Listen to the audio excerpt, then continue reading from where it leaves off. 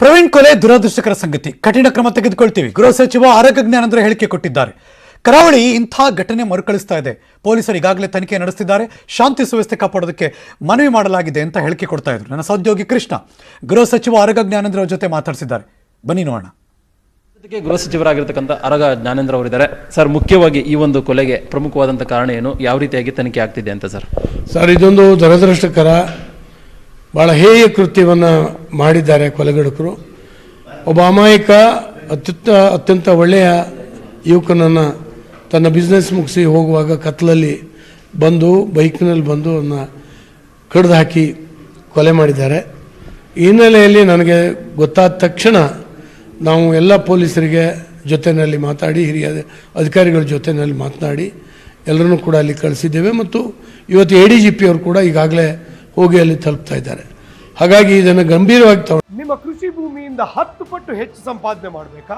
Freedom app ಅನ್ನ ಈಗಲೇ download ಮಾಡಿ ಸಾಧಕರಿಂದ ನೇರವಾಗಿ ಕಲಿಯಿರಿ.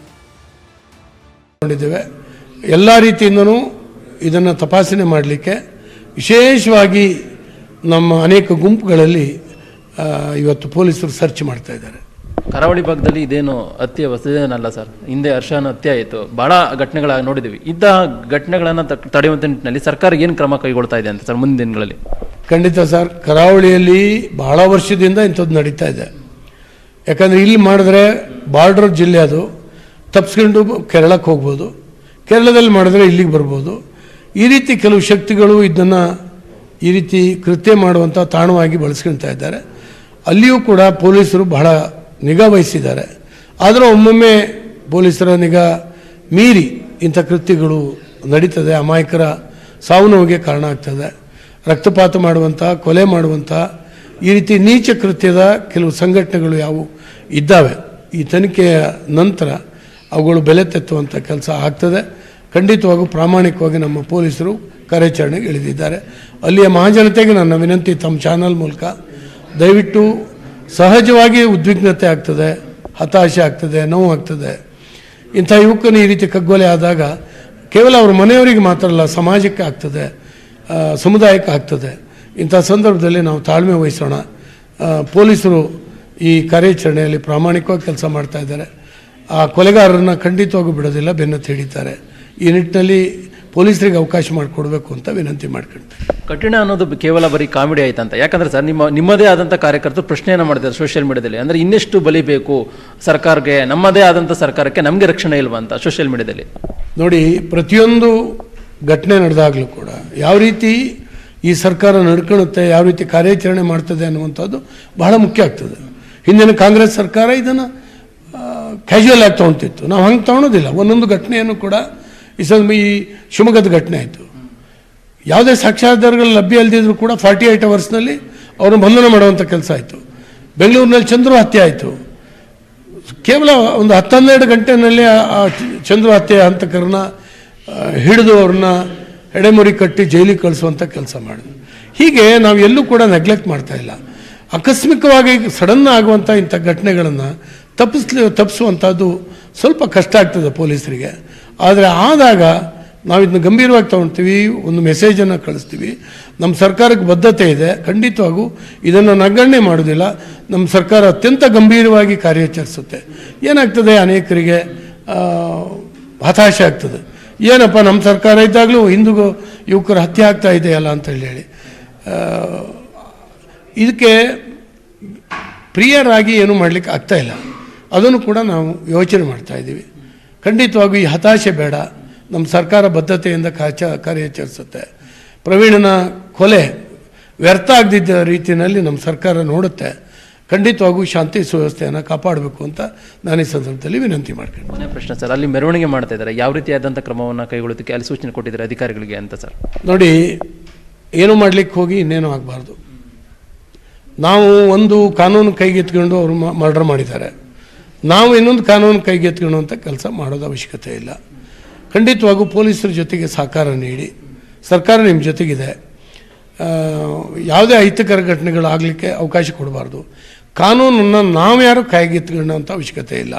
ಪೊಲೀಸರಿಗೆ ಕಾರ್ಯಾಚರಣೆ ಮಾಡಲಿಕ್ಕೆ ನಿಮ್ಮೆಲ್ಲರ ಸಹಕಾರ ಅಗತ್ಯ ಇದೆ ಅಂತೇಳಿ ನಾನು ಈ ಸಂದರ್ಭದಲ್ಲಿ ಮಹಾಜನತೆಗೆ ವಿನಂತಿ ಮಾಡ್ಕೊಳ್ತೇನೆ. ಈ ಸಂದರ್ಭದಲ್ಲಿ ಸಾರ್ವಜನಿಕರ ಜೊತೆಗೆ ಉತ್ತಮ ಬಾಂಧವ್ಯವನ್ನು ಮಂಗಳೂರು ಪೊಲೀಸರು ಹೊಂದಿದ್ದಾರೆ. ಅವ್ರ ಜೊತೆಗೆ ಖಂಡಿತವಾಗೂ ಅವರು ಮನವೊಲಿಸಿ ಇವನ್ನೆಲ್ಲವನ್ನೂ ಕೂಡ ನಿಲ್ಲಿಸಿ ಅವರಿಗೆ ಒಂದು ತೃಪ್ತಿ ಕೊಡುವಂಥ ರೀತಿಯಲ್ಲಿ ಅಪರಾಧಿಗಳನ್ನು ಬಂಧಿಸುವಂಥ ಎಲ್ಲ ಕೆಲಸ ಆಗ್ತದೆ. ಇದಿಷ್ಟು ಅರಗ ಜ್ಞಾನೇಂದ್ರ ಅವರ ಮಾತಾಗಿದೆ. ಕ್ಯಾಮರಾ ಪರ್ಸನ್ ಶಿವಪ್ಪ ಜೊತೆಗೆ ಕೃಷ್ಣ ಜೀವಿ, ನ್ಯೂಸ್ 18 ಕನ್ನಡ, ಬೆಂಗಳೂರು. ಪ್ರವೀಣ್ ನೆಟ್ಟಾರು ಕೊಲೆಗೆ ಸಿದ್ದರಾಮಯ್ಯನವರು ಖಂಡನೆ ವ್ಯಕ್ತಪಡಿಸಿದ್ದಾರೆ. ಪೊಲೀಸರು ತಕ್ಷಣ ಕೊಲೆಗಡಕರನ್ನ ಬಂಧಿಸಬೇಕು, ಶಾಂತಿ ಸುವ್ಯವಸ್ಥೆ ಕದಡೋದನ್ನ ತಪ್ಪಿಸಬೇಕು. ಕೊಲೆಗಡಕರ ಪಕ್ಷ, ಜಾತಿ, ಧರ್ಮವನ್ನ ಲೆಕ್ಕಿಸದೆ ಪೊಲೀಸರು ಮುಲಾಜಿಲ್ಲದೆ ಕ್ರಮ ತೆಗೆದುಕೊಳ್ಳಬೇಕು ಅಂತ ಟ್ವೀಟ್ ಮೂಲಕ ಸರ್ಕಾರಕ್ಕೆ ಸಿದ್ದರಾಮಯ್ಯ ಒತ್ತಾಯ ಮಾಡಿದ್ದಾರೆ. Breaking news.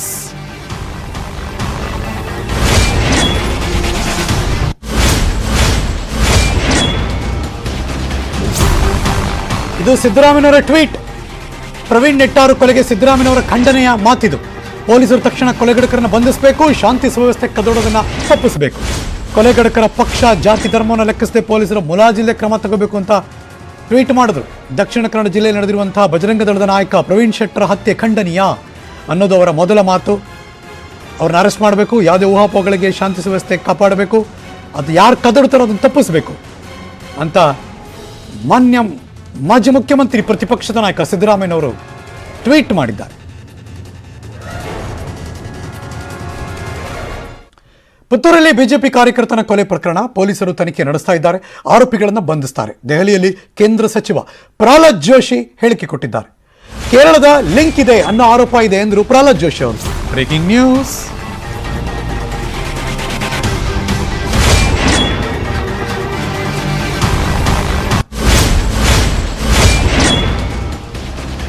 ಬಿಜೆಪಿ ಕಾರ್ಯಕರ್ತನ ಕೊಲೆ ಪ್ರಕರಣ ಪೊಲೀಸರು ತನಿಖೆ ನಡೆಸುತ್ತಿದ್ದಾರೆ. ಆರೋಪಿಗಳನ್ನು ಅರೆಸ್ಟ್ ಮಾಡ್ತಾರೆ.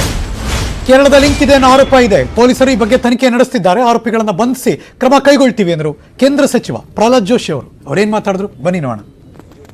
ये तो केरल के लिंक है. ऐसे इनिशियली रिपोर्ट जो आ रहा है केरल का जो एसडीपीआई और पीएफआई का लिंक है, ऐसे मैसेज मीडिया में वगैरह आ रहा है, मीडिया और सोशल मीडिया में. पुलिस इन्वेस्टिगेट कर रहा है, लेकिन इसके लिए जो पीएफआई और एसडीपीआई को जो बढ़ावा दिया है वो उधर केरल में और इधर भी कर्नाटक में भी कांग्रेस पार्टी उसको बढ़ावा दे रहे हैं. उनके खिलाफ जो कुछ भी केसेस था सिद्धरामैया ने इनको विथड्रॉ किया था.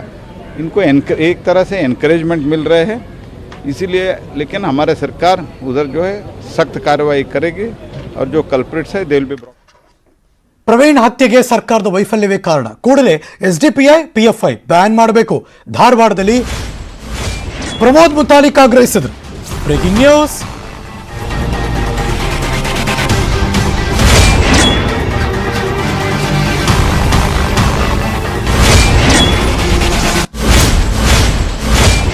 ಪ್ರವೀಣ್ ಹತ್ಯೆಗೆ ಸರ್ಕಾರದ ವೈಫಲ್ಯ ಕಾರಣ. ತತ್ಕ್ಷಣ ಎಸ್ಡಿಪಿಐ ಮತ್ತು ಪಿಎಫ್ಐ ಬ್ಯಾನ್ ಮಾಡಬೇಕು ಅಂತ ಧಾರವಾಡದಲ್ಲಿ ಪ್ರಮೋದ್ ಮುತಾಲಿಕ್ ರವರ ಆಗ್ರಹದ ಹೇಳಿಕೆ. ಇಂತಹ ಕ್ರೌರ್ಯಗಳು ಕೂಡಲೇ ನಿಲ್ಲಬೇಕು, ಸರ್ಕಾರ ಕೂಡಲೇ ಕ್ರಮ ತೆಗೆದುಕೊಳ್ಬೇಕು. ಧಾರವಾಡದಲ್ಲಿ ಪ್ರಮೋದ್ ಮುತಾಲಿಕ್ ಈ ಪ್ರಕರಣದ ಬಗ್ಗೆ ಪ್ರತಿಕ್ರಿಯೆ ಕೊಟ್ಟರು. ಸರ್ಕಾರ ವಿಷಯದಲ್ಲಿ ವಿಫಲ ಆಗ್ತಾ ಇದೆ. ಕೊಲೆ, ಹಲ್ಲೆ, ಗಲಾಟೆ ಆದಾಗ ಮಟ್ಟ ಹಾಕೋ ಹೇಳಿಕೆ ಬರುತ್ತೆ, ಅದಾದ್ಮೇಲೆ ಯಾವುದೇ ಕ್ರಮ ಆಗೋದಿಲ್ಲ. ಇದು ಮುತಾಲಿಕ್ ಅವರ ಮಾತು.